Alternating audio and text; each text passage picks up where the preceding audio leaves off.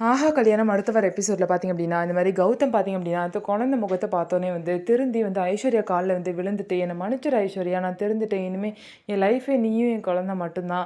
நான் பண்ணதெல்லாம் தப்பு தான்னு" சொல்லிட்டு ஐஸ்வர்யா கிட்ட மன்னிப்பு கேட்குறாங்க. ஆனா ஐஸ்வர்யாக்கு எவ்வளோ துரோகம் வந்து கௌதம் பண்ணியிருப்பாரு. அதனால அதெல்லாம் நினச்சு ஐஸ்வர்யா வந்து கௌதம மன்னிக்கவே மாட்றாங்க.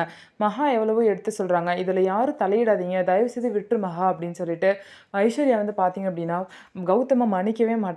கௌதம ஏத்துக்கவே மாட்றாங்க. ஆனா பார்த்தீங்க அப்படின்னா, வீட்ல உள்ள எல்லாரும் வந்து சொல்றாங்க. மகா வந்து அவ்ளோ அட்வைஸ் பண்றாங்க.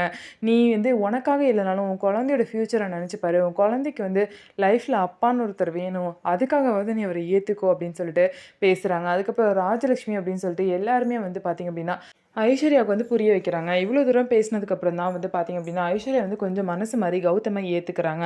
அதுக்கப்புறம் கௌதம் பார்த்தீங்கன்னா, ஆசையா தன்னோட குழந்தைய கையில வாங்கி வந்து அவ்வளோ சந்தோஷமா அந்த குழந்தைய தூக்கி கொஞ்சுறாரு. அதேமாரி ஃபர்ஸ்ட்டு சித்ராதேவியும் திருந்திட்டாங்க. இப்ப வந்து கௌதமும் திருந்திட்டாங்க.